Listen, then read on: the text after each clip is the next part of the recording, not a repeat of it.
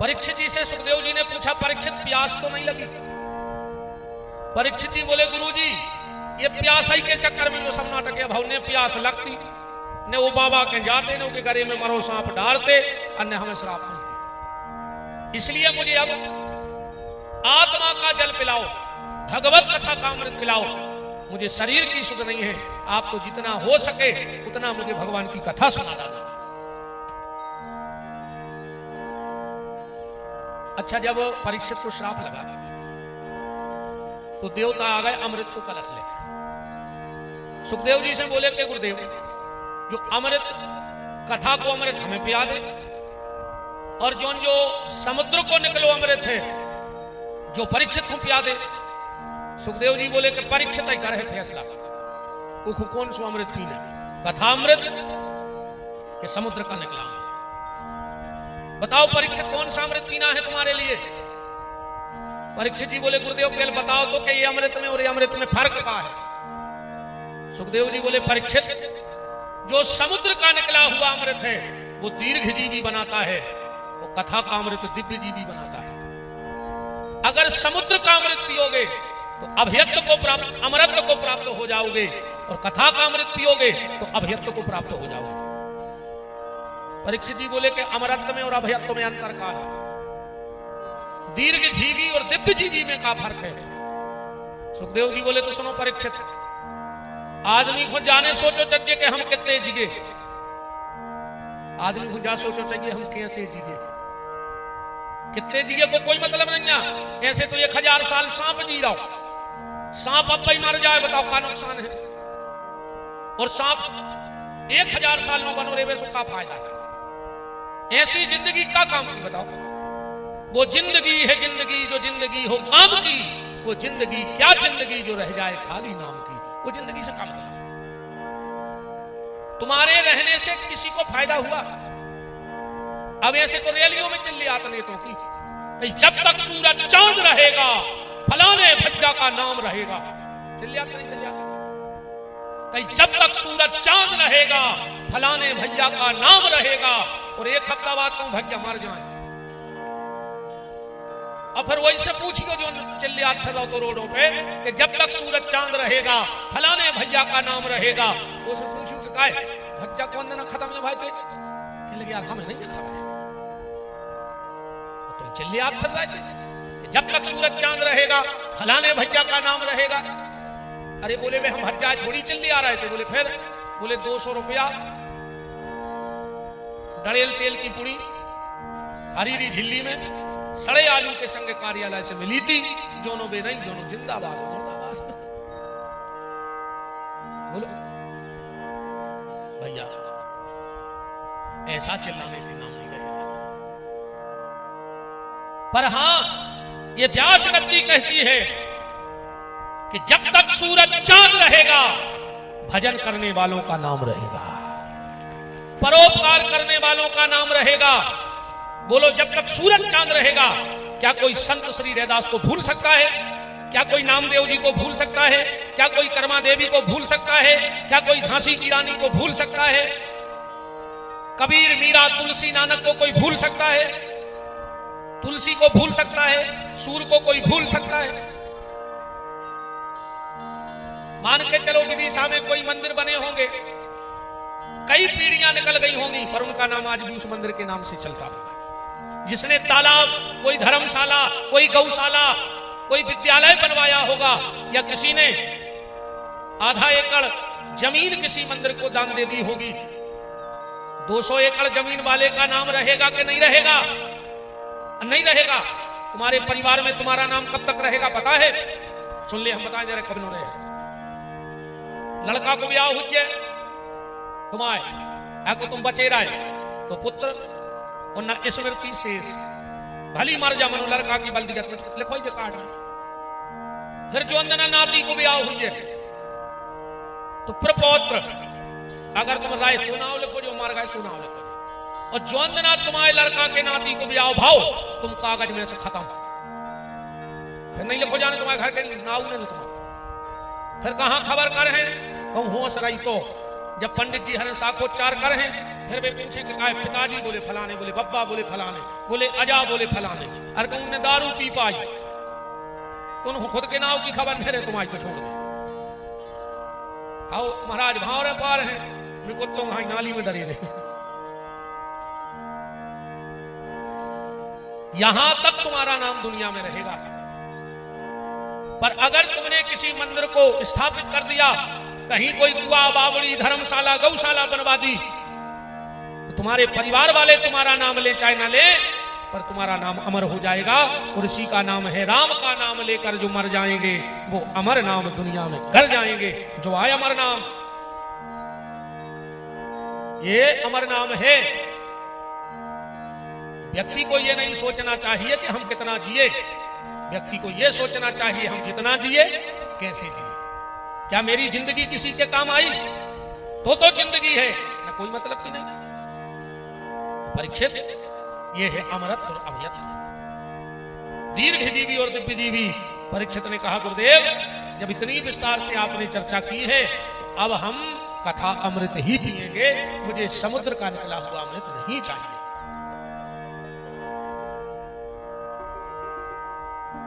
सुदामा चरित्र की चर्चा आई, हम सुदामा चरित्र में बिल्कुल नहीं जा रहे, एक बात भर निकाल के दे रहे हैं कि सुदामा चरित्र को अर्थ क्या। सुदामा चरित्र का पहला भाव यह है कि तुमने जिसकी गलती की है, ध्यान से सुनना, जब तक उससे माफी नहीं मांगोगे तो मंदिर में बैठा भगवान भी तुम्हें माफ नहीं करेगा। ठीक है, अब हम लोग क्या करते हैं, लड़त हैं भैया से और माफी मांगवे जात भगवान के मंदिर में।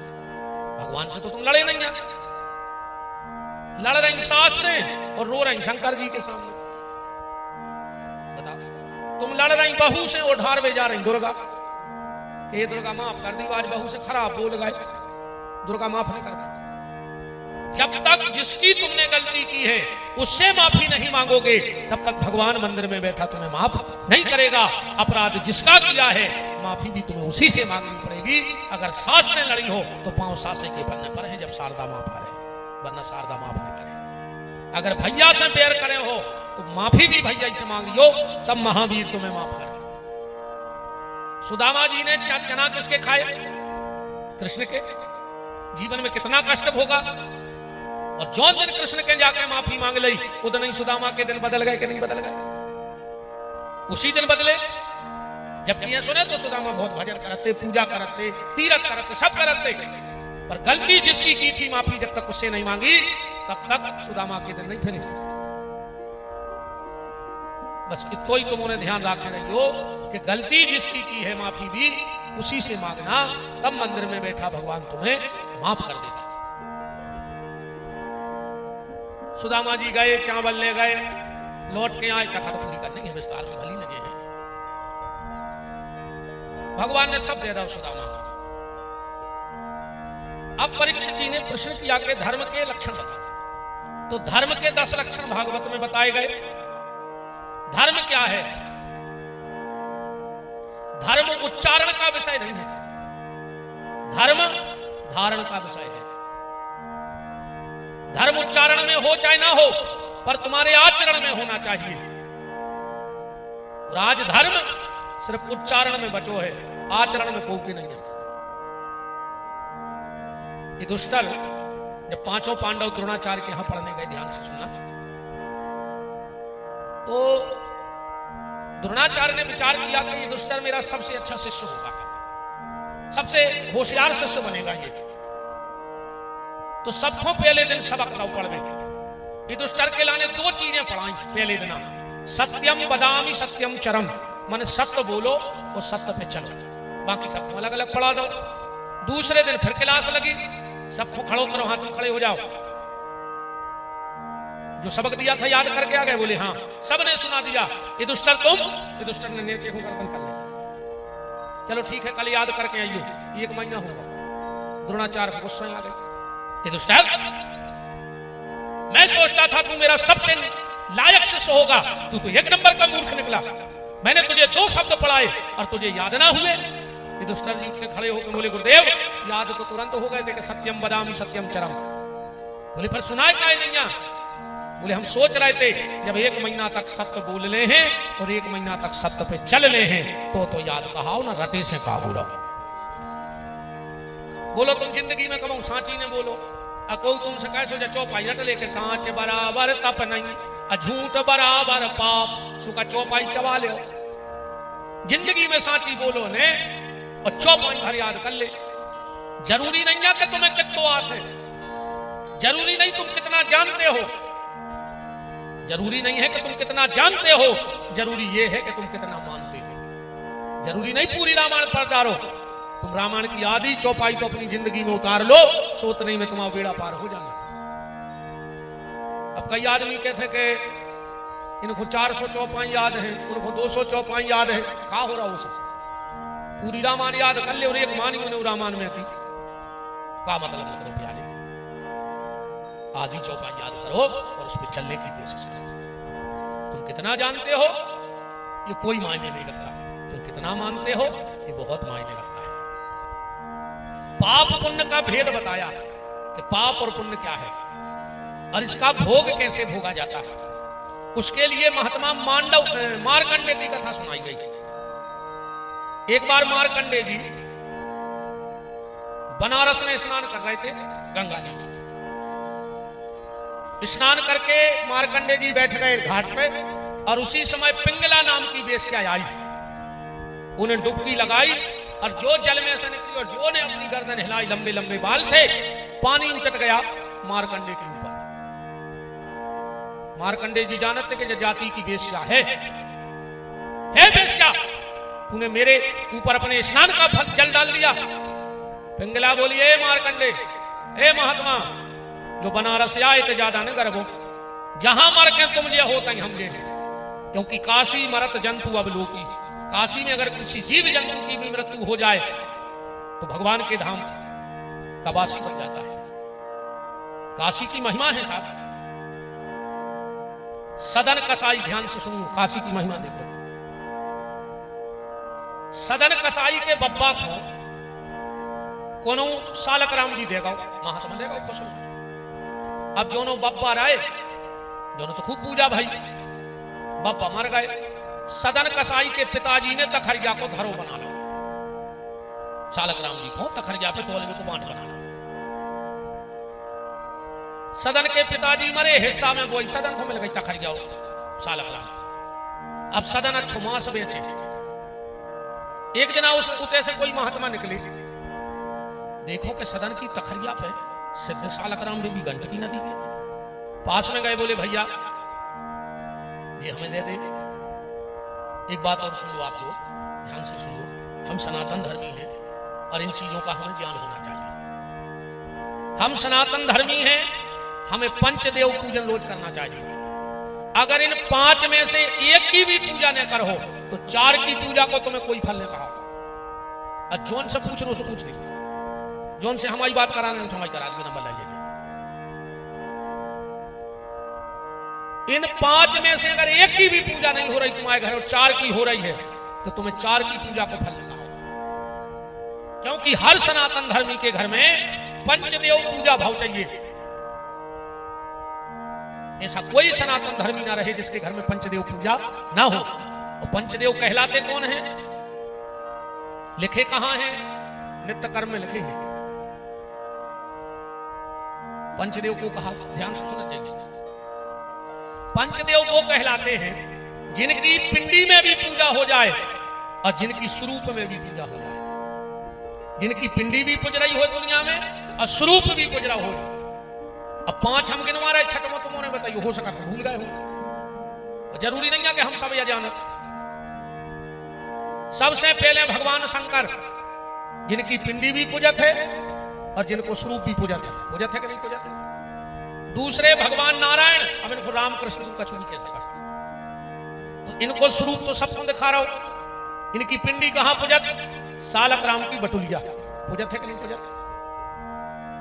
और यहां तक संतों का मानना और मेरा विश्वास है कि जिसके घर में गंडकी नदी के सिद्ध सालक राम रखे हुए और उन पे करिया तिली तो तुलसी को पत्ता चढ़ो हुए, दुनिया को जितनो बड़ो तांत्रिक होए तो तुम्हारे घर पे कछु करके बता देंगे। वो घर में तंत्र क्रिया नहीं चलती, वो ना ऊपरी आधा बाधा चौखट में ला। और हम तुम्हारा छुट्टी दे रहेगा, तुम्हारा को बैठे हुए दुनिया फनिया तांत्रिक, तो हम पे कर ले तुम जितनी जाना था, बाहुल ले तुम जितनी जाना था, और एक हमारा घमंड समझ गयो नहीं, क्योंकि हम नित्य भगवान सालक राम की पूजा करते हैं। हमारे पास बड़े प्यारे सालक राम एक संत के दिए हुए, और सालक राम जी की पहचान है कि उनमें सोनो रहते थे। जिस काले पत्थर में सोना दिख रहा हो समझना वो असली है, और जिनमें सोना ना दिखे तो वो काला पत्थर है, मात्र वो सालक राम ने दिए। और हम पे तो वो कृपा है ठाकुर जी की, एक संत ने दिए थे, सबके सालक राम जी में तो सोनो रहे, हमारे सालक राम जी में ओम बनो है सोने को, अलग दिखा था, उनको सोने से बना हुआ है। यही अभी हमारे तो संगे ही चलते हैं, हम जहां जाए उधर संगे जाते, अब विदिशा ही विराजे हमारे प्रभु।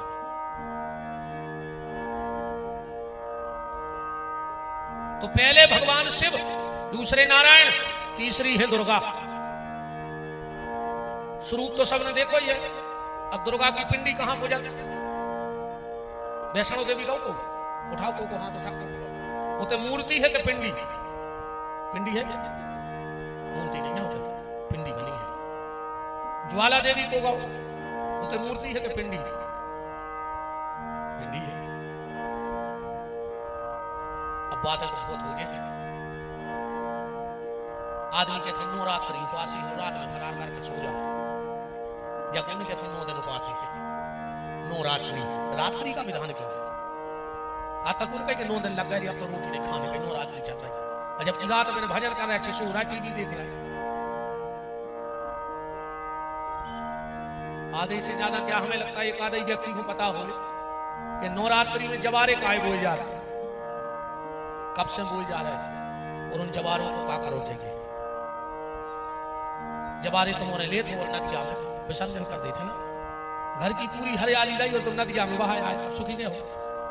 बोलो,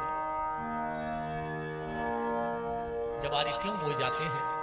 क्या कारण है उनका? क्या करना चाहिए? अगर ईमानदारी से जवारे को पता तुम्हें लग जाए, पहला तो हमारा ये चैलेंज है, आपके घर में कोई ला इलाज बीमारी नहीं होगी, बड़ी बीमारी आपके परिवार में किसी से, अगर तुम जवारों को तुम्हें पता भर पड़ जाए तो करने का। और दूसरी, तुम्हें कभी धन की कमी नहीं होगी। ये जवारे धन और तन इन दो की रक्षा हो जाती है। पर अबे हम भागवत कर भी ऐसे पुराण की बातें कहेंगे तो तुम तो पंचदेव सुन ले सीधे सीधे, ठीक है? तो स्वरूप तो दुर्गा जी को देखो ही हुई है, तुम्हारा भक्तें भी तुम्हारा खूब गाते नहीं गाता। अच्छा एक बात देखो इनकी भक्तें जी जितनी गाते माता जी है वो में साबत नहीं मिल सकती, पूरी भगत गाले तो एक आदमी अच्छो मिल जाए तो। कई माई के द्वारे एक लंगड़ा पुकारे, अच्छे नहीं जाते लोग। माई के द्वारे एक कोड़ी पुकारे, माई के द्वारे एक रोगी पुकारे, माई के द्वारे एक निर्धन पुकारे, माई के द्वारे एक बांझन पुकारे। अच्छी एक नहीं है पूरी भगत है, मैंने जितने ये रागेरा सो माई के द्वारे, अच्छे नहीं आए माई के द्वारे। सब जात हैं राम को राम।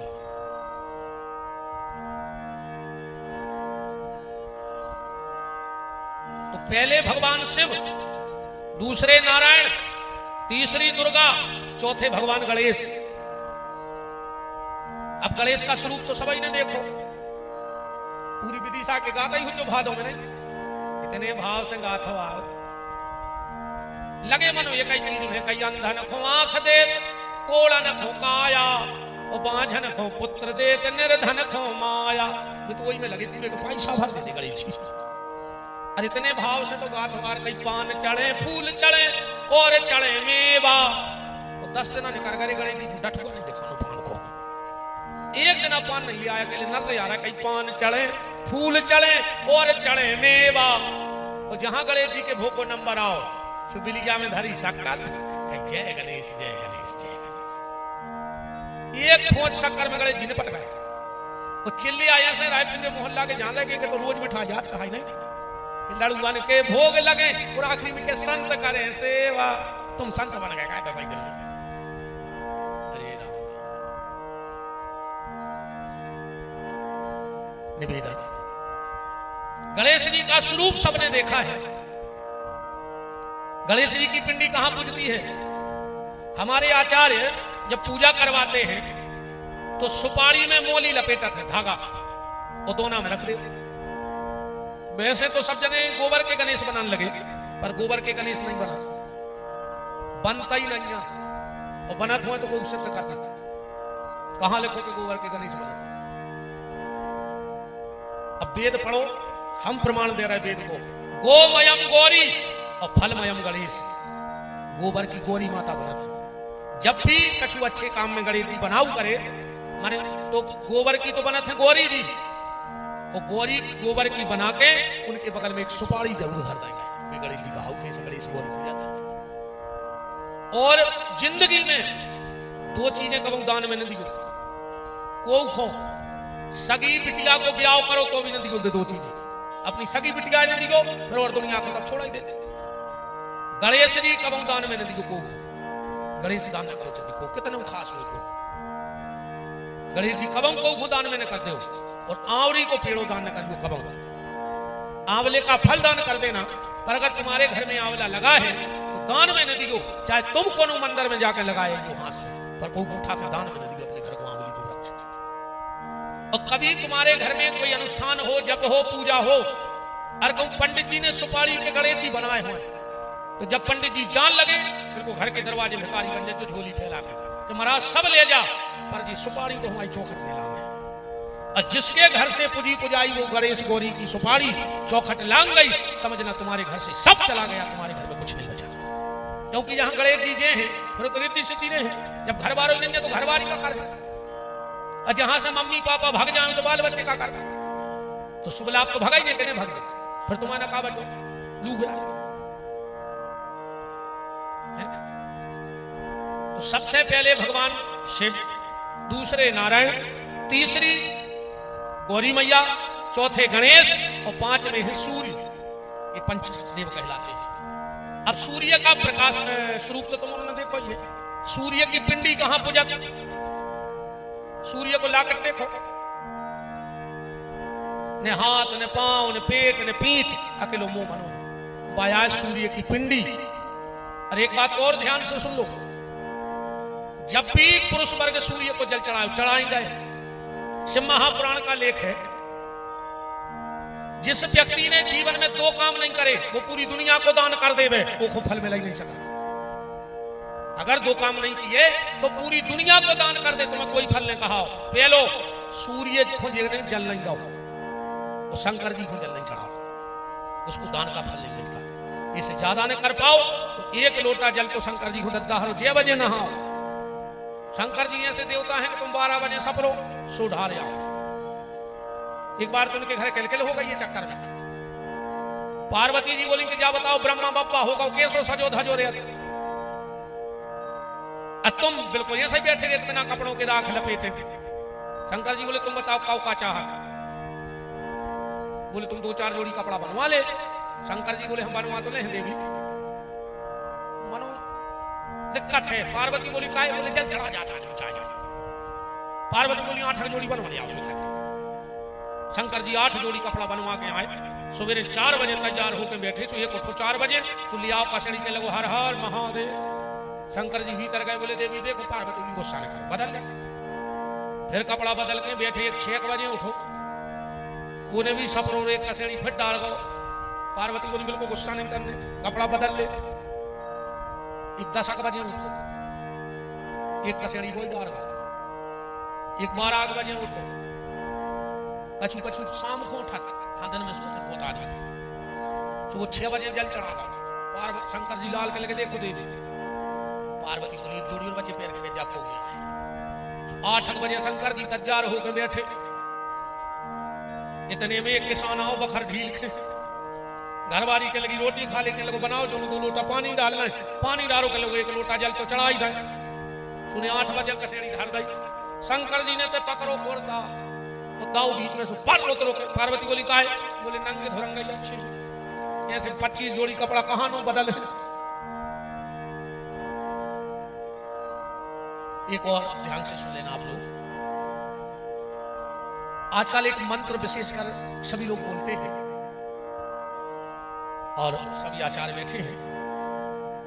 ये मंत्र बड़ा प्रचलित हो गया है और लोग गलत बोलते हैं। और मंत्रों के जब शुद्ध उच्चारण का फल मिलता है तो गलत उच्चारण का भी फल मिलता है। जैसे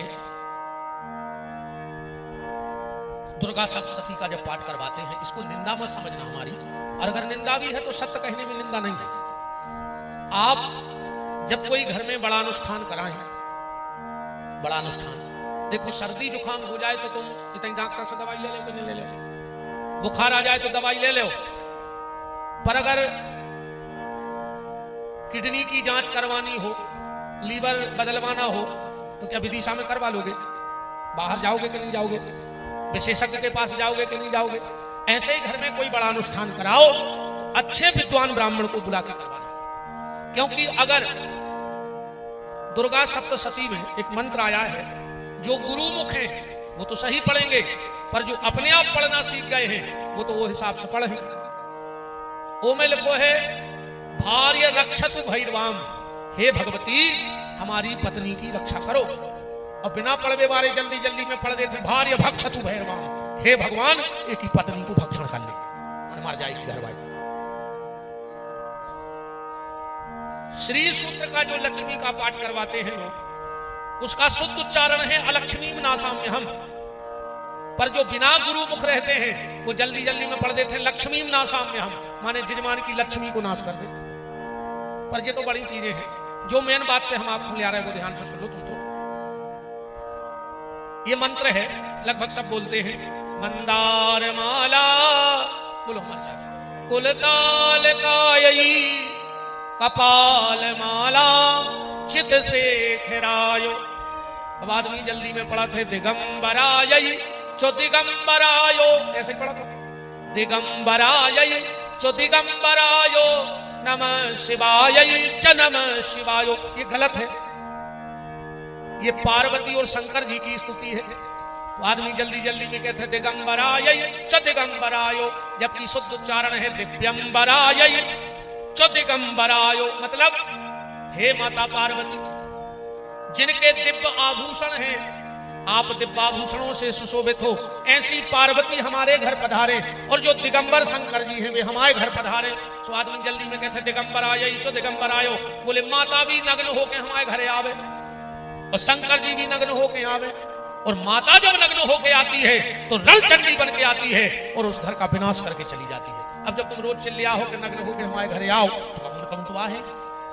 इसलिए मंत्रों में शुद्ध उच्चारण का विशेष ध्यान रखना चाहिए।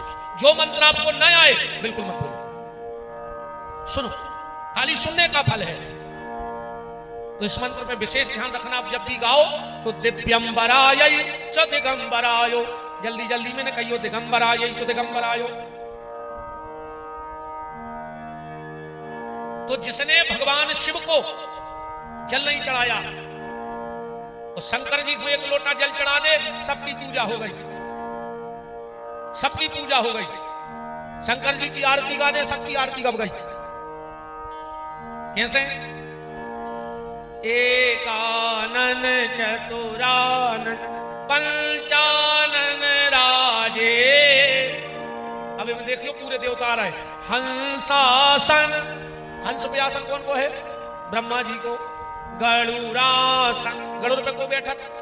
विष्णु भगवान। अब्रस वाहन साजे, अकेले हाथ शंकर जी के जोड़े, पर प्रार्थना सबकी हो रही, ब्रह्मा विष्णु महेश की नहीं हो रही। राम,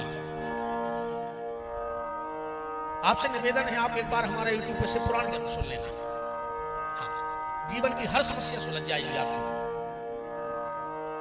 शिव महापुराण जरूर सुनना। राम तो सूर्य को जल और शिव जी को जल। अब एक बात और ध्यान से सुन लेना, पुरुष वर्ग जब भी सूर्य को जल चढ़ाना, पुरुष वर्ग जब भी सूर्य को जल चढ़ाना, तो दाहिने पांव की एड़ी जमीन से ऊंचे उठा लियो, वरना तुम्हें कोई फल न कहा सूर्य कुमार को देगी। जब भी जल चढ़ाओ दाहिने पांव की एड़ी पर उठा लो। और माताएं जब भी सूर्य को जल चढ़ाएं तो बाएं पांव की एड़ी जमीन से उठा ले, उंगली पे पांव साध ले, फिर देखो तुम सूर्य आ रहा है। सूर्य कैसे देवता है? जिनके प्रत्यक्ष दर्शन हो, तुम देख सकते हो सूर्य को। और सूर्य को जल सिर्फ और सिर्फ गंगा सागर से चढ़ाना चाहिए। गंगा सागर माने टोटी वालों लोटा। कहावत है सारे तीर्थ बार बार तो गंगा सागर एक बार। शिव जी को जल एक धार में चढ़ाओ चाहिए, जब तक धार चल रही टूट जाए बंद कर दो। और सूर्य को एक धार में जल नहीं चढ़ाओ चाहिए, 3 बार में जल चढ़ाओ चाहिए सूर्य। कमल के जैसी चोटी बना लो, एक बार जल डालो, फिर हाथ सीधा करो, 2 बार, फिर हाथ सीधा करो, 3 बार जल चढ़ा के देख लेना। आप ऐसे लोटा पकड़ना। पुरुष चढ़ाए तो दाहिने पांव की एड़ी उठा ले, माताएं चढ़ाए तो बाएं पांव की एड़ी उठा ले जमीन से। अब 3 बार में जल चढ़ाओ करके देख लेना। 21 दिन नियम से सूर्य को अर्घ देना, सिर्फ 21 दिन। अगर पुरुष वर्ग को दवा ना लग रही हो, हर जगह दवाई करवाई हो, बीमारी पताने लग रही हो, लाल चंदन पीस के तांबे के लोटे में डाल के सूर्य अर्घ दे के देख लेना 21 दिन। माताओं को दवा ना लग रही हो तो जो सिंदूर मांग में भरती हो, ये थोड़ा सा उसमें डाल के सूर्य आराधना करके देख लो 21 दिन। घर में बहुत चेचे मची रहते हुए शहद डाल के जल चढ़ा के देख लो। बच्चे ना पढ़ते हो, उन्हें पढ़ाई क्यों? हमने वो दिन भी कही थी, अपने बिल्कुल स्पष्टवादी याद नहीं है। भाग अलग है, कर्म को तुम्हें करने पर। भाग अलग है, कर्म अलग है, 2 ही घूम मिला के चलने पर। न तुम अकेले इंगुर घोर के और जल चढ़ाते रहो, कर्म करना पड़ेगा। ईश्वर ने तुम्हें रोटी दी है, उठा के तुम्हें खाने पर। उन्हें दही है जो भाग है, अब उठा के खाने जो कर्म है। कर्म तो तुम्हें करना पड़ेगा। अनार के पत्ते पीस के एक सुखा के एक डिब्बा में रख लो, अपने बच्चा से जल चढ़वा लो। तुम्हें ऐसा लग रहा हो हमारे घरे को ऊपरी टोटका टोना जादू कर दो हो, सरसों डाल के जल चढ़ा लगा। तुम्हारे घर का पैसा व्यर्थ जा रहा हो, शक्कर डाल के सूर्य को अर्घ देने लगा 21 दिन। तुम्हें पता पड़ जाए कि विपिन बिहारी की बात में सत्यता है, खाली झूठी बात है। 21 दिन सूर्य आराधना करके देखना, पर बस पैर का ध्यान रखना कि एड़ी जमीन में न लगे। एक आदमी हमसे बोलो, एक दिन फोन आओ तो मेरे साथ सब बैठे थे जीवन, बोले गुरुजी सूर्य को जल दे हैं तो दाहिने पांव की तो एड़ी उठा ले और डेरो। हमने तो मूर्ति भर सद जा छू बचा दाहिने पांव की एड़ी से दद्दा डेरे पांव पे सदे रहो। हमने जब थोड़ी कही कि कोई जमीन से उठा ले, पानी लगा के लटक जा, फिर जल चढ़ा दे।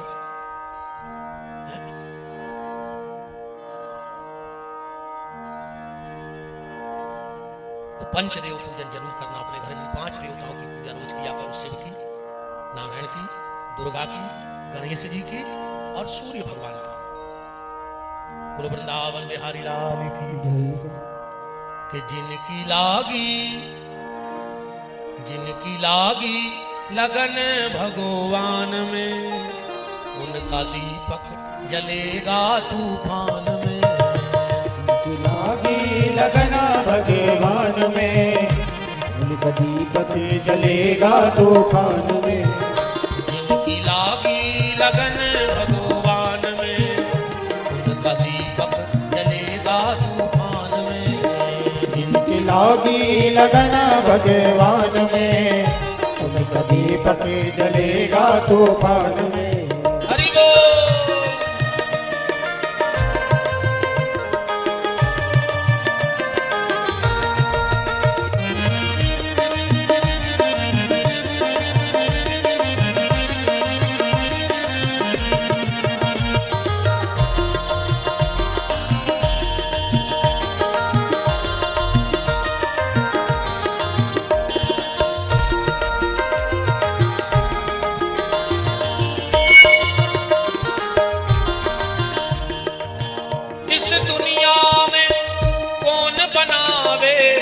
सबके बिगड़े काम रे, सबके बिगड़े काम रे, सबके बिगड़े काम रे।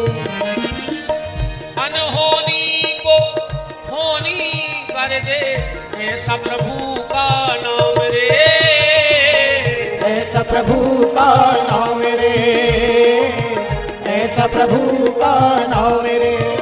जिनकी लागी लगी लगी लगी लगी लगी लगी, जिनकी लागी लगन भगवान में, उनका दीपक जलेगा तूफान में। जिनकी लागी चलेगा तूफान में। हरि बोल।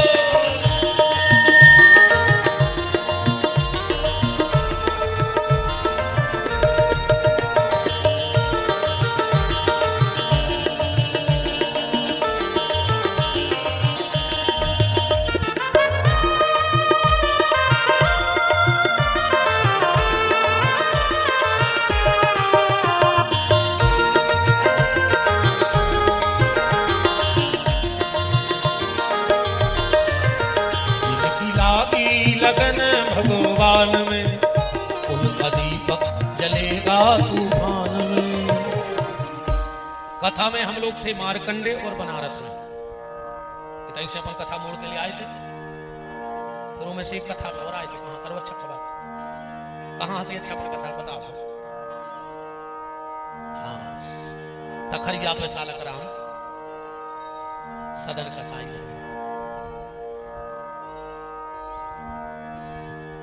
उते से एक संत जी निकले, देखा कि सदन की तखरिया पे सिद्धगंज की नदी के सालक राम है। संत जी गए, बोले भैया सदन जे हमें दे दे, हमसे कछु पैसा ले ले। सदन बोलो कि महाराज पथरा के का पैसा, हम तो ले जा, हम दूसरों धर ले तखरिया पे तोल के। महात्मा ने सालक राम जी लाए, बड़े प्रसन्न भय, आश्रम गए जंगल में, अच्छे पंचामृत से स्नान कराए, टीका लगाओ, तुलसी चढ़ाई, भोग लगाओ, और महात्मा जी रात में सो गए। आधी रात में महात्मा जी को कोई के रोवे की आवाज आई। महात्मा जी ने सोची जंगल में तो कोई रहता ही नहीं, हम अकेले को रो रहा हूं। उठे तो का देख रहे हैं कि सिंहासन में सालक राम रो रहा है। महात्मा गए, बोले प्रभु तुम रो रहे। भगवान बोले महात्मा हमें हमारे सदन के घर करे आओ, हम बिना वो कहने रहे पे। महात्मा बोले हद कर दी तुमने, वो मांस बेचत रहो तखरिया पे धर के सो रो रहा है, और हमने पंचामृत से सपरा है, हम आरती उतार रहा है, तुलसी चढ़ा रहा है। भगवान बोले महात्मा जो तो अपनो अपनो भाव है, सदन मांस भली बेचत पर उन्हें आज तक मांस खाओ नहीं है। सदन ने कभी जिंदगी में झूठी नहीं बोली, और सांच बराबर तप नहीं, झूठ बराबर पाप, और जाके हृदय सांच है ताके हृदय आप। कया है भज्ज देखियो, आज पीछे से आ गया।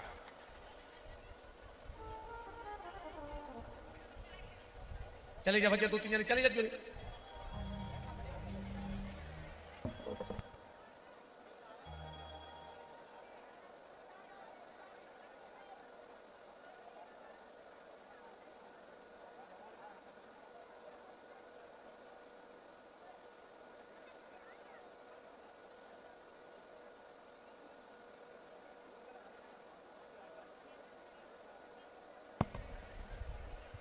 ब्राज जाओ कया है, बेच जा कछु नहीं है, पीछे से सारा होगा, बेच जाओ।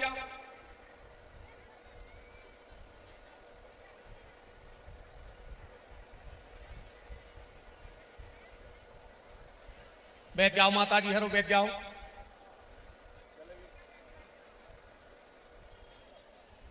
निवेदन है शांति स्थापित करके ब्राज जाओ।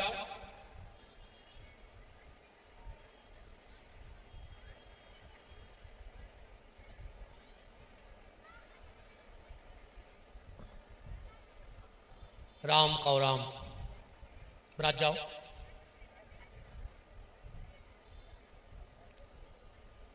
चर्चा चल रही थी, भगवान बोले कि महात्मा तुम्हें यह लगता है कि सदन हमें तखरिया पे रख के मांस बेचत, और हम सही बताएं महात्मा हमें जो लगत है कि वो दिन भर बैठो बैठो हमें झूला झूलाते रहते हो, कछु काम ही नहीं है।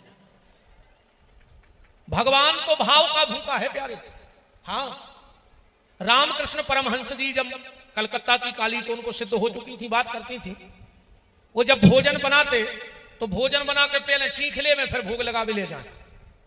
जितने भी भगवान को भोग बनावे सो पूरो खा ले में तन तन समय से, और फिर थाली लगा के भोग लगा भी जाए। एक बार एक संत पहुंच गए, बोले रामकृष्ण जी ये क्या करते हो, झूठा भगवान को खिलाते हो। रामकृष्ण जी की आंखों से आंसू बहने लगे। बोले सुनो महाराज, हमारी पूजा में बीच में न बोलो, हमारा अपनो भाव अलग है। बोले काय? बोले बचपन में जब हमारी माँ हमें रोटी बनाती तो पहले चीख लेती कि मिर्चें तो नहीं हो गई, नमक ज्यादा तो नहीं होगा। एक के बाद हमारी मताई हमें भोजन करती का सब हमें चाहती। तो हम भी अपनी माँ काली को चाहते हैं। इससे पहले हम चीख लेते कि खाना में मिर्च तो नहीं हो गई ज्यादा, हमारी माँ को मिर्च नहीं लग जाए, नमक तो नहीं होगा ज्यादा। अब बताओ पहले किसकी सुनी जाएगी? पहले तो भाव वाले की सुनी जाएगी। भगवान के प्रति भाव होना चाहिए बस। और भगवान कहते भी हैं कि भाव का भूखा हूं मैं, भाव ही बस सार है, और भाव से मुझको भजो तो भाव से बेड़ा पार है। अगर भाव है तो सब है, वरना कछु नहीं है। महात्मा ने कही धन्य रे प्रभु, उठाए सालक राम पहुंचे सदन के घरे 2 बजी रात है। कुंडी खटखटाई, सदन किवाड़ खोलो। सदन ने किवाड़ खोले, बोले सदन हमने तुमसे झूठी बोली, जो उनको तुम पथरा समझ रहे, ये सिद्ध सालक राम प्रभु हैं, सिद्ध भगवान हैं, ये तुम्हारे लाने रो रहे हैं। सदन की आंखों में आंसू आ गए। धिक्कार हमारे लाने के हम भगवान के तौल को मां से जिंदगी भर में चत रहे। महात्मा से हाथ जोड़ के बोले महात्मा हम अगर तुमसे कुछ मांगेंगे तो मिल जाएगा? महात्मा बोले सदन हम जान दे दें तुम्हें, तुम्हारे पीछे हमसे भगवान बोले। तो बोले तुम्हारे गले में जो माला झोली है बाबर हमें दे दो। महात्मा ने माला झोली दी। सदन ने वही में डारे सालक राम और जगन्नाथपुरी होने कर गए सब छोड़ छाड़। चलते चलते रास्ते में पहुंचे, एक झुपड़िया के बाहर एक पति पत्नी बैठे हैं। उस पति ने सदन से कहा, ए पथिक राहगीर महात्मा कहां जा रहे हो? बोले पुरी। बोले यहां से 25 किलोमीटर जंगल है और शाम हो गई है और भयंकर जानवर हैं, तुम रात हमारे यहां रुक जाओ, सुबह कोई साथ में होगा तो चले जाना। सदन ने कही ठीक है। वे भगत जी बोले पत्नी से कि सुनो, जे हैं अपने मेहमान और झोपड़िया है अपने लगाए, एक अपन आज बाहर सो जाइए, इनको भीतर सुला दिया। 2 ही पति पत्नी बाहर सो गए। सदन को कहां नींद आ रही, उनको तो प्रभु से मिलवे की ललक, बैठे बैठे रो रहे थे झोपड़िया में। आधी रात में ये नारी गई। सदन ने देखा, अरे बहन तुम? जा बोली नहीं नहीं, हम तुम्हारे पास बहन के भाव से नहीं आए, हम तो तुम्हारे पास पत्नी के भाव से आए हैं। सदन ने कही अरे राम राम राम राम राम, क्या बात कर रही हो तुम? बोले 1 मिनट रुक जाओ। जब बाहर गई, कुलरिया रखी थी ने उठाकर पति के 2 टुकड़ा कर दिया। भीतर आके बोली कि तुम हम जान गए, तुम हमारे पति गुंडरा रहे थे, हमने हटा ही दो रास्ता से। सदन ने कहा राम राम बहन ये तुमने क्या किया? तो ये जोर जोर से चिल्लाने लगी बचाओ बचाओ बचाओ। पूरा गांव इकट्ठा हो गया, क्या बात है? ये नारी बोली कि मैंने इसको रुकने की जगह दी, मेरे पति ने और मैंने। जोर हमारे पति बाहर सो रहे थे, हम भीतर, इसने रात में आके मेरा हाथ पकड़ लिया। मैंने कहा हम पति को जगा देंगे, इन्हें जाके हमारे पति के टुकड़ा टुकड़ा कर देंगे। सदन को बांध करके राजा के पास ले गए, पर गले में तो सालक राम जी डरे हैं। राजा ने कहा जिस हाथ से इसने तेरा हाथ पकड़ा है, इसके दोनों हाथ कटवा के भगा दो। सदन के 2 ही हाथ कट गए। सदन जगन्नाथपुरी जा रहे और विचार कर रहे हैं कि हम भगवान से जाकर जरूर पूछेंगे प्रभु, जब तक हमने इन हाथों से मांस तोला हमें बुखार नहीं चढ़ो, और पहली बार माला का उठाई तुमने हमारे हाथ ही कटवा दिया। जाके पुरी में जगन्नाथ जी के सामने जैसे ही सदन ने साष्टांग दंडवत की, मानो कमल की तरह दोनों हाथ निकल के बाहर आ गए हो सदन के। भगवान प्रकट हो गए। सदन ने कहा भगवान, अब मन में और उत्कंठा बढ़ गई। बोले क्यों? बोले अगर हम पापी हैं तो तुम काय मिले, और अगर हम पुण्यात्मा हैं तो हमारे हाथ काय कटे? अब जा बताओ, हमारे हाथ कट गए थे, तुमने मिलते हम समझ लेते हम तो पापी हैं, पर तुम मिले हो तो हम पापी कहा ही नहीं, तो फिर हमारे हाथ काय कटे? भगवान बोले सदन, तुम पहले काशी के बहुत विद्वान संत थे, वही जन्म में हमें तुम्हें मिलने तो 3 दिन रह गए थे मात्र। तुम बैठे थे जंगल में समाधि में, तुम्हारे सामने से गैया निकल गई, पीछे कसाई है, तो तुम माला कर रहे थे, बोल ले रहे थे। वो कसाई ने पूछी कि जैसे गैया निकली, तुमने कही हाथ कर दो ऐसे, तुम्हारे 2 ही हाथ कट गए। और जो तुम दृश्य देखने आ रहे हो कि वो पत्नी ने पति को काटने फेंक दो, वह पहले जन्म की पत्नी आए गैया और वो को पति आए पहले जन्म को कसाई, उन्हें वो जन्म में वो को काटो, से जन्म में को काट के फेंक दो। और बनारस में तपस्या करने वाले को मैं मिलता हूं तो उतने पाप का प्रायश्चित तुमसे भगवा के आज तुम्हारे सामने खड़ा हो गया। ये बनारस की महिमा है। अपन चर्चा कर रहे थे मांडव मार्कंडे ऋषि से। पिंगला ने जो केस झटकारे, पानी गिर गया मार्कंडे पे। मार्कंडे बोले ए बेश्या, वह बोली सुनो महाराज, बनारस से आए, जहां मार के तुम जे हो तो कहीं हम जे हैं। मार्कंडे ने कही तो हमें ऐसे बनारस में रहना ही नहीं है, जहां हमने जिंदगी भर तपस्या करी हम जाएं अब पूरी जिंदगी गलत रास्ता पे गई तंजा बेसिया जे है तो हमारे भजन में का अंतर देखो, हमें नहीं देने ऐसे बनारस में। बोले काय? बोले यहाँ का राजा ठीक नहीं है विश्वनाथ। बोले काय? बोले अंधेर नगरी चौपट राजा और टके शेर भाजी टके शेर खाजा। चौपट राजा की कथा तुम उन्होंने सुनी होगी कहानी। एक बार उनके दरबार में एक केस आओ, बोले साहब इनकी दीवाल गिरी, हमारी भैंस मर गई, राजा बोलो कि दीवाल को फांसी दे दे। मंत्री ने कही दीवाल नहीं चढ़े फांसी, तो बोले जे की दीवाल आए उसको चढ़ा दी। वो को बुलाओ, वो बोला हम क्या करें, मिस्त्री ने कमजोर मसालो लगाओ, तो बोले मिस्त्री को चढ़ा दी। मिस्त्री को पकड़ ले आए, मिस्त्री बोलो कि वो सिमट कमजोर हती, तो बोले सिमट की बोरी लटका दी। साहब ने कही ऐसा नहीं हो, बोले फिर बोले लटकाने तो करे को फांसी। तो बोले राज्य में जो सबसे मोटो मिले वो पकड़ लिया। एक बाबा जी चले जा रहे थे, जी रे बोला छोड़ को एक ऐसा दो पत्रों चीला सिपाही पकड़ लिया है। गुरुजी ने कही दिक्कत का है, हमें तुमने काय पकड़ ला? बोले ऐसी ऐसी बात है। गुरुजी समझ गए कि राजा बिल्कुल मूर्ख है। चेला के कान में एक शब्द बोल दी और पहुंचे उठे। जैसे ही गुरुजी फांसी पे चढ़ने लगे, राजा ने कही चढ़ा दे। चेला गोड़ों से लूम गाओ, ए गुरुजी तुम्हारे पांव पर हमें चढ़ जान दे।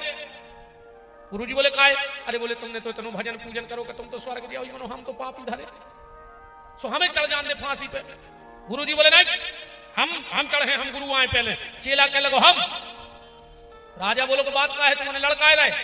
गुरुजी बोले हम चेला गुरु की बात तुम्हें का लेने दे रहे। अरे बोले हम राजा आए बताने पर। तो गुरुजी बोले अब इतना अच्छा मुहूर्त चल रहा है कि जे को फांसी पे चढ़े वो सीधो इंद्र की आसन पे भेज जाए। राजा बोले कोई जने हट जाओ, हमारी फांसी हम कंगे चढ़ो और मर गो। ऐसो हतवंधेर नगरी चौपट राजा, टके शेर भाजी टके शेर खाजा। महात्मा मार्कंडे ने कमंडल उठाया, चले जा रहे हैं। चलते चलते भगवान शंकर ने सोचा बताओ तन्नक्सी गलत फहमी के कारण इतना बड़ा संत मेरा नगर छोड़ के जा रहा। तो शिव जी बालक बन गए, पीछे पीछे दौड़ने लगे। मार्कंडे जी, मार्कंडे जी, मार्कंडे जी। बोले हम सांस नहीं ले बनारस की सीमा में, हम सांस नहीं ले सके थे। जैसे ही वाराणसी की सीमा में आए, मार्कंडे खड़े हो गए। शंकर जी आ गए, बोले बात क्या है? मार्कंडे जी बोले थे कि राजा को हमें न्याय पसंद नहीं है। शंकर जी ने सोची कैसे समझाएं। शिव की माया शिव जाने। दो महिलाएं घास का गट्ठा लेके चली आ रही थी, एक गीला एक सूखा। शंकर जी ने दो ही गट्ठा पटवाए और दो ही में आग लगा दी। जो सूखा घास था वो तो भर्र से जल गया, पर जो गीला घास था वो धड़क धड़क के जलने लगा। मार्कंडे जी बोले कि जो का नाटक है। शंकर जी बोले कि अबे भी तुम्हारी समझ में नहीं आई। जो सूखो घास से आओ तुम्हारे प्राण न करे तुम्हें तुरंत भगवान कहते भेज दो जे बनारस में मरी। और जो गीलो घास से आए वह बेस्या जैसे ही मरे है पहले वो नरक में ले गए हैं। उन्हें जिंदगी में जितने को कर्म करे हैं वो दंड दौजे है, और जो ना पुण्य पाप को बैलेंस बराबर हो जाए सुख जन्म ने दे हैं, भगवान के धाम पहुंचाते हैं। जो नियम है देखो, तो पुण्य पाप का प्राश्चित समझाया। और अंतिम बात जो सुखदेव जी से परीक्षित ने पूछी तो सुखदेव जी को हंसी आ गई। कौन बात पूछी कि सुखदेव जी हंस पड़े। परीक्षित बैठे बैठे बोले कि प्रभु गुरुदेव जा बताओ हमारे बब्बा को ब्याह कैसे होगा। सुखदेव जी बोले बताओ रे 10-20 मिनट बाद सांप आ रहा हो खा भी, आज जो प्राणों को भय भूल गया माने मौत से मुक्त होगा, जो सब भूल गया जब तो ब्याह की चर्चा कर रहे हैं। बोले कैसे शादी भाई हमारे बब्बा अर्जुन की तरह बता दो। सुखदेव जी बोले तो सुनो अर्जुन, तुम्हारे अर्जुन बब्बा की शादी कैसे भाई परीक्षित। एक बार का भाव बलराम जी भगवान से बोले के कन्हैया तेरे अपनी बहन सुभद्रा सियानी हो गई ब्याह के लायक। भगवान बोले सुदाऊ तुम तो हो। बोले हम कर दें पक्की।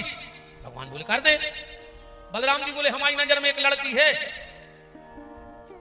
एक लड़का है, कर देते। भगवान ने सोची अर्जुन की कह रहे होंगे, नाव खलोने रही और बात पूरी हो गई। बोले हो कर दे, टीका पहुंचा दे। बलराम ने टीका पहुंचा दा और दुर्योधन के भगवान ने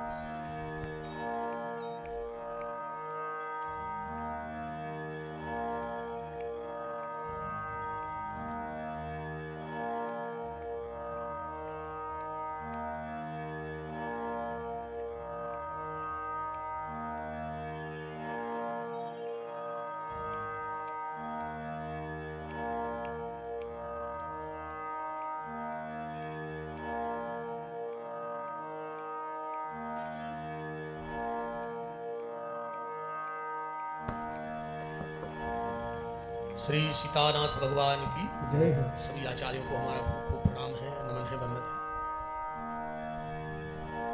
बात चल रही थी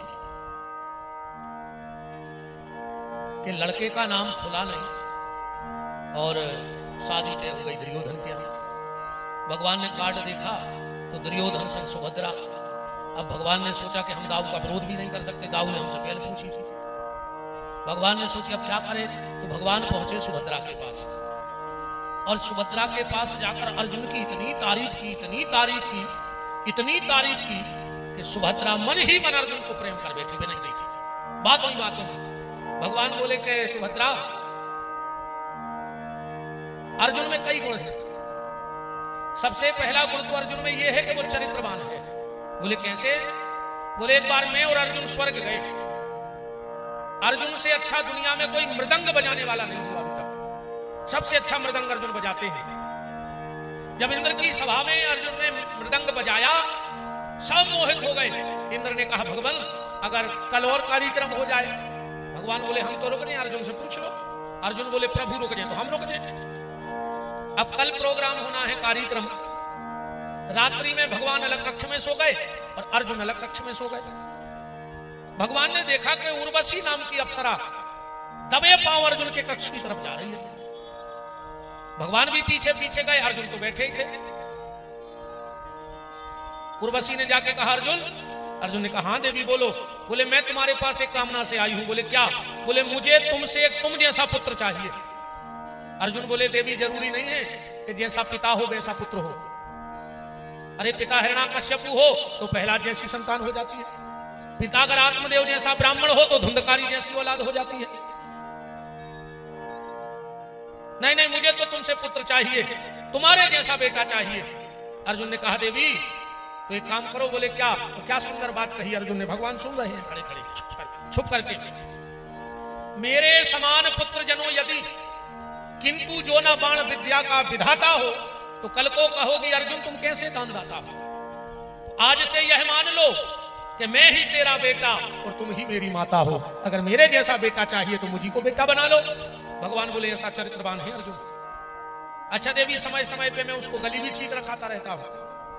एक बार सुबह सुबह अर्जुन आए, अब भगवान सो के उठे तो भगवान ने अंगड़ाई धरी तो भगवान बोले हे मेरी माया। अर्जुन बोले प्रभु जी माया कौन है? भगवान बोले तुम्हारी भाभी। अर्जुन बोले तुमने मिलवाओ नहीं करो। भगवान बोले मिल गयो भी नहीं, बहुत ही खतरनाक भाभी है जब माया। अर्जुन बोले नहीं नहीं हमें तो मिलने हैं। भगवान बोले मान जाओ। बोले नहीं नहीं मिलवाओ। अर्जुन तो भूल गए। एक दिन भगवान ने सोची अब मिलवाई जाए माया भाभी से। भगवान बने मदारी, दो लिए बंदर और अर्जुन की सभा में जाकर के गर्जना कर दी है कोई सूरमा जो मेरा खेल देख सके। अर्जुन के तो रोंगटे खड़े हुए। बोले बुला के लाओ उस मदारी। भगवान पहुंचे तो ही बंदर लेके। हाँ मदारी क्या करते हो? भगवान बोले सरकार खेल दिखाते दिखाओ। भगवान बोले दो खेल है, एक बड़ो एक हल्को, तुम्हें कौन सो देखने? अर्जुन ने सोची पहले हल्को देख ले, अच्छा लगे तो बड़े में भी रहने दो। चलो छोटो खेल दिखाओ। और जो इतनी गई भगवान ने उल्टो हाथ करके जब दाव अर्जुन के कन पट्टा पे सो मैं सिंहासन के उड़ गया। अर्जुन उड़ा जा रहा है। अब विचार कर रहा हो ये भगवान कुशल रही के हल्के खेल की कह रही सुकम से कम उड़ रहा है। तो बड़े की कई होती तो तंग फट जाती कुर्सी से। अब जहां मौका मिले है हम तो घरे पहुंच गए, बहुत ऊपर तक गए, अब गिर रहे हैं, खजूर में लटक गए, कहते हैं आसमान से गिरा, खजूर में अटका। अर्जुन ने सोचे हम तो उतरे आए, खजूर से घरे चली जाए, नीचे एक पिशाचनी बैठी है, जे लंबे दांत, वो कह रही है कि हमें मानव के मांस की खुशबू आ रही है। और अर्जुन ने कही ऐसे तुम से गिर के मार जाते, अब जटाइन हमें खे है। जैसे ही अर्जुन उतरे, जब भूतनी बोली पिशाचनी कि अब हम तुम्हें खा नहीं रहे, अब हम तुमसे शादी करें। और अर्जुन ने कही बताओ भूतनी से ब्याह हो रहा, ठीक है शादी कर लें, जो ना मौका मिल तो भाग लें। शादी भाई इनके ते 60 लड़का भाई, ध्यान से सुनियो विद्वान, जो 60 संवत्सर होते हैं, तो हर साल बदलत है, जे माया और अर्जुन के 60 लड़का हैं। एक दिन मोड़ी मोड़ा हो गए 60, अब अर्जुन को की लंगोटी धोवे, को घुरवावे, को घुमोगावे, को काजल लगावे, अब 60 मोड़ी मोड़ा बहुत हो। 12 बजे घड़ी में मैडम जी सो रही, बच्चों की फौज आके मेरी जान को रो रही। एक दिन अर्जुन बैठो बैठो लंगोटी धो रहा हो तो मोड़ी मोड़ो, एक खबर आ गई कि यार एक बार हमने भगवान से कही थी कि माया से मिलवा दे जाई तो नहीं, और जो खबर आई सो दूसरे क्षण सिंहासन पे भगवान डमरू बजा रहे। भगवान बोले राजा साहब बड़ो खेल दिखाएं। अर्जुन चरणों में लिपट गए, बोले हल्के ही में आज सूरज, और सुन ले कन्हैया, जब माया भाभी जिंदगी में हमारी छिड़िया ने चढ़े ने, हमें से रिश्तेदारी करने ने हमें से मतलब आए। भगवान बोले हम परीक्षा भी करत रहे। अब अर्जुन और कृष्ण के तो बड़े प्यारे दृष्टांत हैं, पर अब समय की सीमा है। आखिरी में भगवान पट्टी पढ़ाया है। बस एक बात जरूर अर्जुन में थी, अर्जुन जब सोते थे तो रात भर आंखों से आंसू बहते थे और मुंह से कृष्ण कृष्ण की ध्वनि निकलती थी। यह अर्जुन की खासियत थी। त्रेता के हनुमान और द्वापर के अर्जुन नाम जप में बहुत आ गए। भरत ने हनुमान जी को बाण मार दो, हनुमान जी बेहोश हो गए, पर जब जमीन पे गिर गए तो मुंह में से कहने कर रहा हूं राम राम। मतलब हनुमान जी बेहोश भी हो जाते हैं, फिर भी भगवान को नाम ले वो नहीं भूलत। हम होश में भी रह के भगवान को नाम भूल गए कि नहीं भूल गए। अर्जुन सोकर भी भगवान का नाम लेना नहीं भूलते, और हम लोग जाग कर भी भगवान का नाम लेना भूल गए। पूरी पट्टी पढ़ा के भगवान को भग आए। अर्जुन ने अच्छे साधु बने और द्वारका आए। अच्छा अर्जुन तो चीना पूरी द्वारिका था, सो जे को आवे महाराज प्रणाम। अर्जुन के में और फलाने कैसे हो, और वो सोचे नाम लेकर बुलावे, कहे तुम्हारी ससुराल तो फलाने गांव में है, और वो तो चरणों में गिर पड़े। पूरे में हल्ला मच गया कि तरदंडी आए हैं, तरदंडी। बलराम के तक खबर पहुंची तो बहुत सिद्ध बाबा आओ है, जे को जा रहा हो नाम लेकर बुला रहा हो। बलराम जी भी पहुंचे, महाराज प्रणाम। और बलराम कैसे हो, रेवती ठीक है। बलराम ने तो पूरी घर बारी पकड़ना हो जाता। एक सेवक से बोले जाओ दौड़ के हमारे कन्हैया को ले आओ, आशीर्वाद दुआ दें। एक सेवक गाँव से भगवान को ले आओ, बोले बहुत बड़े तरदंडी आए। अब भगवान ने सोची तरदंडी कहा वो पाखंडी अर्जुन आए, अब जाने तो पड़े। भगवान को पता है तो प्रणाम। और कृष्ण कैसे हो, 16,108 ठीक है। बलराम ने जो तक पता है बाबा को ठीक है 16,108। बलराम जी बोले कि महाराज हमारी इच्छा है कि तुम्हारे चरण हमारे घर पर जाएं। अर्जुन बोले नहीं, मैं किसी गृहस्थी के घर नहीं जाता। भगवान ने बगल में चेट लगाई कि अपने हिसाब से कच्छ में कर, ये तो हमने पढ़ा हुआ वो तय करने अपन। अर्जुन बोले मैं जाता तो किसी के घर नहीं, पर तुम्हारा भाव है तो चलो। आगे आगे तरदंडी बलराम कृष्ण सब यदुवंशी। इतने में बलराम जी को आ गया काम, बोले कन्हैया इनको महलों में ले चलो, जलपान की व्यवस्था करो, हम अभी आते हैं। अर्जुन लोग आ गए, सुभद्रा के महल में डाले। बोले बहन के बाबा जी आए हैं, बैठा जो हमारे तैयार है। अब सुभद्रा देख रही कि लग तो रहा अर्जुन भाई, पर अर्जुन का बाबा बने। बिल्कुल चेहरा अर्जुन जैसे, अर्जुन बाबा का बने। सुभद्रा ने सोची हम करा था परीक्षा। बोली महाराज जी तुम बैठ लो, हम 2 मिनट में आ रहे हैं। अर्जुन बोले हाँ जाओ जाओ जाओ बाली के जाओ। सुभद्रा कहीं दरवाजे पे उतनी से बोली काय अर्जुन। अर्जुन बोले क्या है। सुभद्रा बोली जो का नाटक आए, बोले तुम्हें भज्जा नहीं करो, जैसा तुम्हें भगा के जाने ले जाने, भगा ले जाने। हाथ पकड़ो लेवा गए। भगवान और बलराम बैठे थे। एक सेवक बोले प्रभु वो बाबा तुम्हारी बहन को भगा ले गए। बलराम ने कही तो आज मुझसे नहीं बचेगा। भगवान बोले सुनो दाऊ, तुम्हें क्यों नहीं जाने और हमें क्यों नहीं जाने, और जो अपनी घर से अपनी बहन भगा लेगा बाल को पकड़वा दी तो कहा नहीं से जान तो दे। भगवान ने सोची तक दब जाए। बलराम बोले आज अगर काल भी होगा तो उसको भी मुझसे सामना करना पड़ेगा। चलो, सेना दौड़ पड़ी पूरी।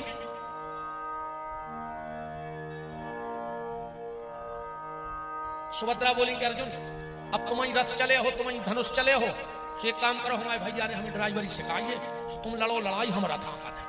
तो सुभद्रा बैठ गई, रथांक में अर्जुन युद्ध करना है। जैसे ही बगल में आओ रथ, भगवान बोले काय दाऊ, तुम कह रहे थे कि बाबा अपनी बहन को भगा लेगा, हमें तो कुछ लग रहा हो। बोले का, बोले हमें ऐसा लग रहा हो जैसे अपनी बहन बाबा को भगा लेगा। बोले काय, बोले गाड़ी तो अपनी बहन चला रही। बलराम बोले बात का है, सही बताइयो।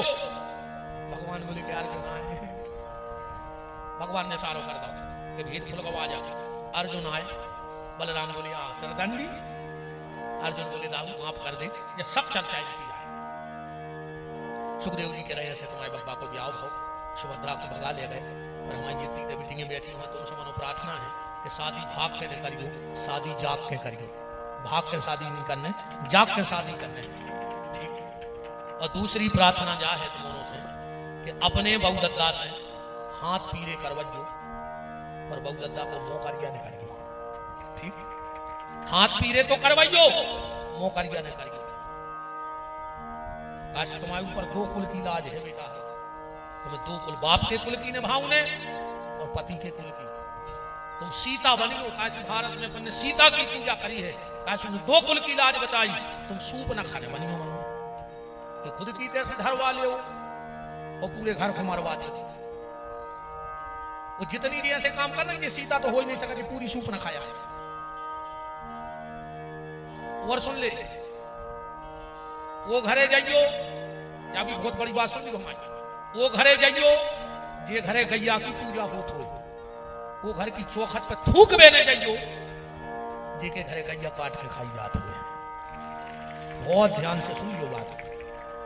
उस घर की शोभा बनना जिस घर में रोज गाय को रोटी दी जाती हो, उस घर में मत जाना जिस घर में रोटी में गाय का मांस मिला के खा लिया जाता हो, उस घर की तरफ मत देखना। वो जितने लड़का बैठे होंगे तुम्हारे भी सुन ले, ऐसी बेटियों को भरोसा न करके आओ। तेरे 9 महीने जोन बताई कि पेट में रही बहू की नहीं भाई, गरीबी में बाप ने पालो जब बहू की नहीं भाई, 20 साल भज्जा धागा बांध रहा तो बांधत रहो, बंधवात रहो, बहू की नहीं भाई। और 2 दिन के ईद में तुम्हारी हो जाए, मुझे कहां बेच के भगिया रहेगा, तुम्हें मर जाओ, मुझे कहां विधवा दे। जे दिन जेब में पैसा दे तो खर्च करत रहे, उसमें खुश रहे। जो दिन पैसा बढ़ाने और उन्हें पुलिस से कही के सर मेरा कोई दोस्त नहीं है, ये जबरदस्ती ले आए, मर जाओ रे, पूरे खानदान के सड़ जाओ जेल में, जमानत नहीं हो जाए। अन्य में पर जो आजकल के कहते हैं जब प्यार किया तो डरना क्या, जमानत नहीं हो जाए, मर जाओ। इनमें बिल्कुल नहीं रखो कि प्यार किया तो डरना क्या, जमानत नहीं होंगे। तो बिल्कुल हमारा निवेदन है ये कथा से बहन जी, हरो हमारी बेटियां जितनी बैठी कि अपने बाप से हाथ पीले करवाइयो पर मुंह करिए, बाप दादा को नहीं करिए। ज्यादा हो तो हमारी बिटिया की विदाई जरूर सुन लियो। हमें परिचय तो मुझ के आए, हम का बताएं, ये मेरे कोई बिटिया की विदाई सुनाओ, यूट्यूब पे सुन ले। जो लड़की को माई कैसे बिछड़ी और कानों के दिए जाते हैं, क्यों? गौशाला की कथा में सुन लियो, हथलोई की सब वही में सुन लियो, हम तो बताए हैं ये सब चीजें वही कथा में। नहीं आ पाओ तो यूट्यूब पे सुन लियो, पीटी विपिन बिहारी दास चैनल से जुड़ जाइए, वो पे हमारी पूरी कथाएं ऐसी रोज रोज नई नई चीजें जो हमें मिल जाती हैं, भी हम ढूंढ के पढ़ के संतों से जान के तुम्हारे को बताते रहते नई नई परंपरा।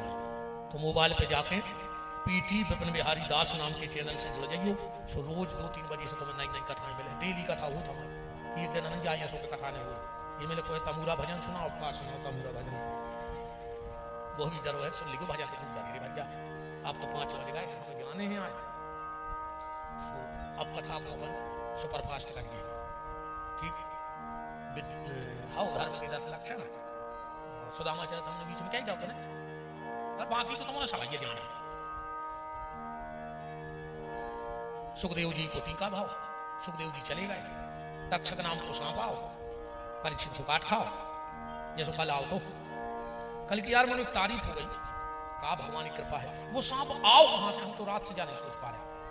अगल बगल से आओ हो तो अपन सोच लेते, बीच में कहां से प्रकट होगा कि बताओ, ना से आओ तो आदमी दिखा जातो, माए से आओ तो दिखा जातो, ना से आ तो बीच में। और तो पत्रो सांप नहीं महाराज, इतनो बड़ो सांप धरो रहो, बीच का सांप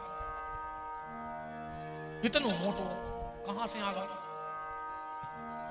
वो तो लगा था कौन उनकी आत्मा भटक रही थी, सो की मुक्ति हो गई, बिल्कुल ईमानदारी से, बिल्कुल कौन आत्मा की मुक्ति हो गई। या फिर वो को हम ऐसो भी संत कहते हैं कि कौन उनको काल मर रहा हो तो कल में उड़ गया, पर वो महाकाल की शरण में बैठ गओ, सो काल को भी वापस जाने पड़ो। जैसे प्यारे ठाकुर कहते बैठत रहियो, तो अगर सिर पे काल भी आ है तो एक बार वो भी भगने पर है, जो सत्संग को प्रभाव है। का पता कल कौन को काल आओ तो, पर उन्हें देखी नहीं। काल से बड़ा कृष्ण है, ये सब कृष्ण के प्रेम में रंगे बसे बैठे हैं। तो काल ने कहीं ऐसा ही भजन करत रहो, हम अभी नहीं आ रहे, वो लौट गया, हम सबका काल लौट गया। जन्मे जय यज्ञ करो, आस्तिक मुनिया इज्जतकारु नाम के महात्मा की जरूरत जानत सब कथा। फिर उन्हें इज्जतकारु नाम की कन्या से विवाह की नागरिक कन्या प्रकट करी थी इज्जतकारु, वो सभी आओ भाव उनके आस्तिक है, उन्हें आके यज्ञ जय आज पूरी कथा।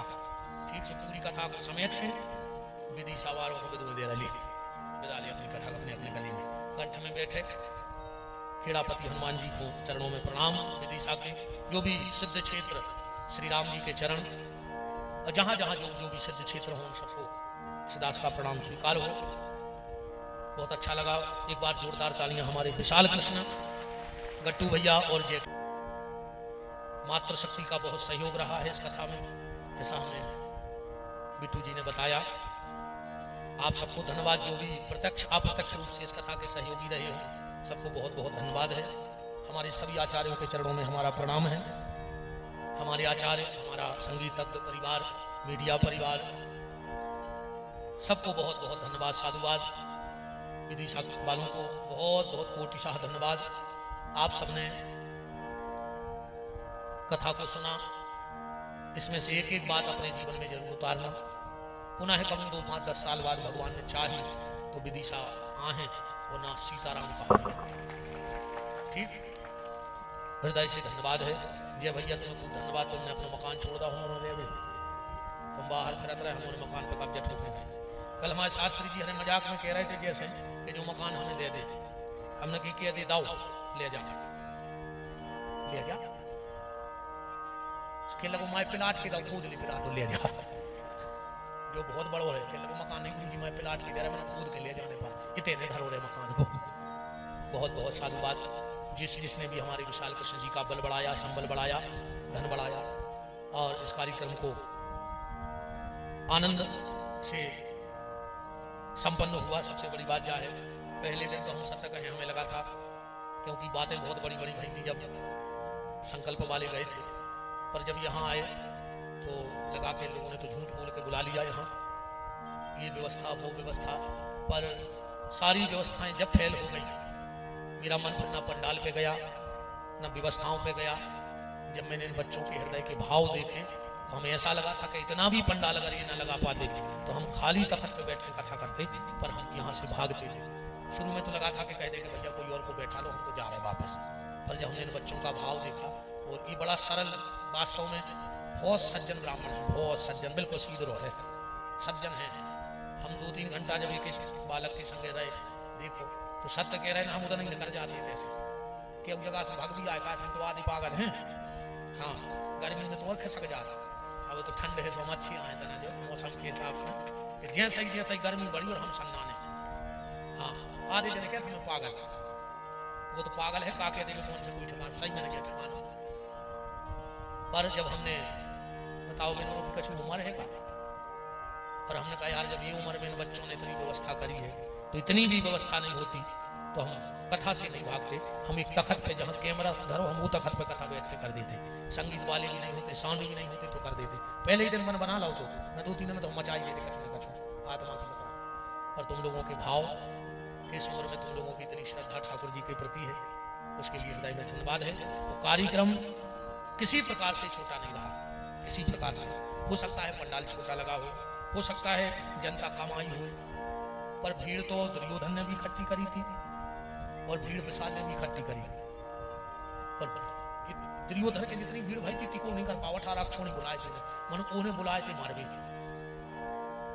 उन्हें बुलाए थे मारवे और विशाल ने बुलाए हैं तरवे तो मरवे वारे बहुत है तरवे वारे बहुत कम रहते तो ये भीड़ भाव में जाने वाली भीड़ है मेरे लिए एक एक श्रोता हजार हजार बराबर है तो लाख भर को तुमने कहा है गारंटी है सबके लिए धन्यवाद है साधुवाद है आप सबकी दिशा में मिले प्रेम स्नेह के लिए हम साधुवाद देते हैं हृदय से धन्यवाद देते हैं और हमारी बात से अगर कोई को खराब लगा हो तो बात लगाई गई बात तो लगी हुई कहा हमें ऐसी क्या ही देते और अगर हमारी कोनो बात से तुम्हारा खराब लगा हो तो माफी नहीं मांग रहा है अरे राम है तो भाजो काय की माफी सुधर जज्जो तुम कोनो बात ऐसी लगी हुए जब को इतने घली हुए कि जा तो हमें दिया के दई दद्दा तो सुधर जज्जो हमें जिंदगी में बोला जो सो हमें जरूरत नहीं है मनो सुधर जज्जो ठीक माँ बाप की सेवा करियो तुम्हारे पति की बात मानियो अगले बाबों की बात नहीं मानत रज्जो है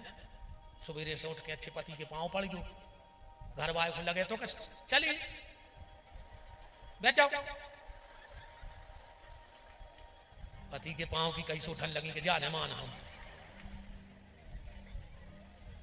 कल से जितने युवा बैठे हो माँ बाप के चरण छूना माँ बाप को लगे कि 7 दिन तुमने कथा सुनी है तो कुछ बदलाव भाव है तुमने 7 ही दिन उठ के ज्यादा नहीं तो 7 दिन उठ के सास के पांव पर यू घर में हुए तो जेठानी के पांव पर यू पति के पांव पर यू वो पति को भी तो लगे कि 2-3 घंटा हो तो बैठी नहीं तो कछू तो सुधरी है न जाइन कितनी बनी रही तो काय खुद 6-7 दिन खराब करे ठीक तो सुबह उठ के पति को प्रणाम करना सास ससुर को प्रणाम करना परिवार को संगठित रखना आज परिवारों में प्रेम कम हो रहा है और तर्क ज्यादा बढ़ रहे हैं एक बार एक हमारे यजमान अपने लड़का बहू को लाए हम तो माताओं से पैर पड़वाते नहीं हम तो ईमानदारी बताएं भगवान के सामने बैठे हमें जो लगा कि जिंदगी में हमारे को पाँव में पड़े हमें बहुत तकलीफ होती है अगर हमारे पाँव छीले तो आदमी माताओं से तो आज तक हमने पढ़वाई नहीं है आदमी भी छीले में तो हमें तकलीफ होते है अगर तुम हमसे प्रभावित भय हो हमारी वाणी से प्रभावित भय हो तो हमारे चरणों में न गिरियो तुम जाके अपने बहु दद्दा के चरणों में गिर हो तो हमें लगे है कि हमने कछु कमाओ है वो अपने लड़का बहू को लाए दूर से उन्हें प्रणाम किया कहा गुरुजी हमारी बहू को कछु शिक्षा दे दे सब बहुओं को यह शिक्षा है कि जिसके घर में तर्क होता है उसके घर में नरक होता है और जिसके घर में समर्पण होता है उसके घर में स्वर्ग हो जाता है इसलिए मेरी बहनों अपने अपने घर में तर्क को निकाल देना और समर्पण को सजा के रखना पूजा समर्पण की करना समर्पण की पूजा करोगी तो एक दिन परमात्मा स्वयं उसी समर्पण में प्रकट हो जाएंगे तुम्हें सास की पूजा करे से कृष्ण मिल जाए हमारा दावा है ससुर की सेवा करे से कृष्ण मिल जाए पति में कृष्ण देख के पूजा करो कैसे जब ब्याह हो तो जब पंडित जी हरों ने कही थी विष्णु स्वरूप आए बराए जो पति साक्षात विष्णु आए सुबह भूखो फिर रहा तुम सुहागलों में बैठी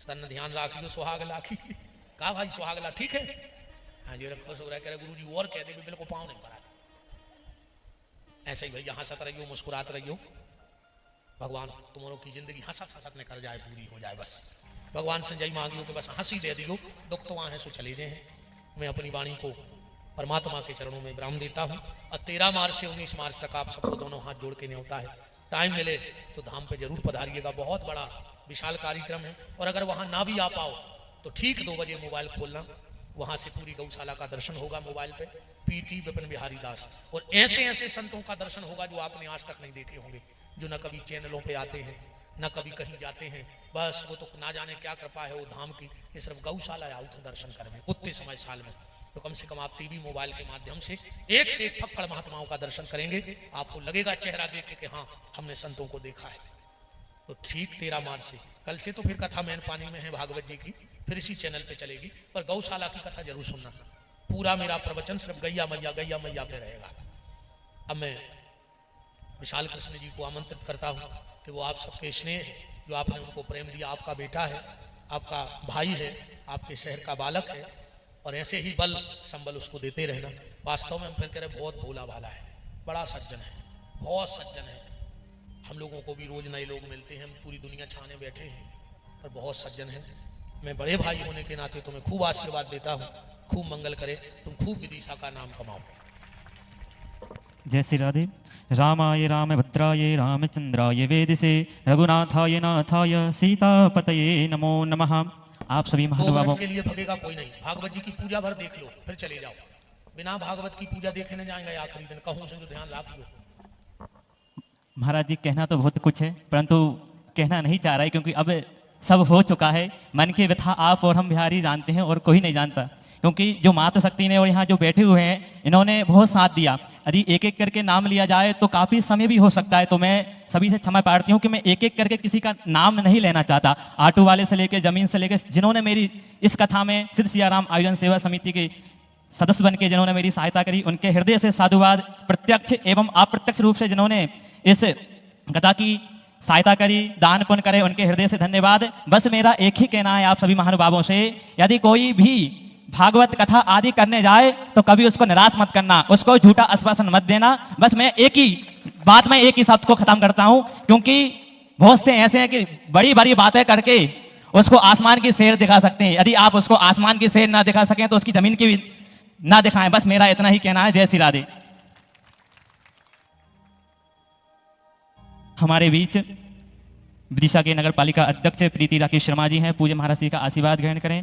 राहुल गुप्ता जी पूज्य महाराज श्री का आशीर्वाद ग्रहण करें। हमारे सिद्ध सियाराम आयोजन सेवा समिति के मुख्य यजमान के रूप में बैठे हुए हैं अभिनय गट्टू तिवारी जी, जय शर्मा जी। आप सभी का हृदय से धन्यवाद जो आपने इस कथा को भव्य और इतना विराट रूप लिया। क्योंकि महाराज जी मेरी तो जीवन की ऐसी पहली कथा है कि मैंने कभी कल्पना नहीं करी थी महाराज जी। मैंने सोचा था कि मुश्किल से 100 व्यक्ति भी आ पाएंगे जब व्यवस्था ऐसी बनी, परंतु बिहारी जी ने ऐसी लाज रखी कि जहां तक देख रहे हैं भक्तों की दर्शन कर रहे हैं। पूज्य महाराज श्री को पुनः बुलाए जाए तो पर ऐसा कभी किसी को निराश ना होना पाए, बस मेरा यही कहना है। जय श्री राधे।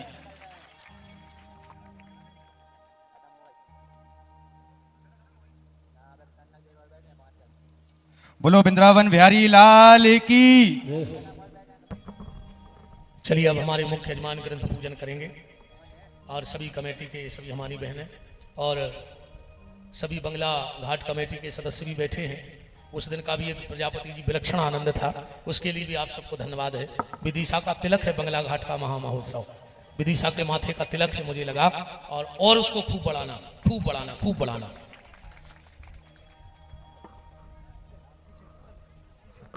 जब तक ये लोग पुराण पूजन कर रहे हैं अब हम एक लाइन तो गा दें, तमुरा भजन की सबके मन की हो जाए। ठीक, लगाओ भैया।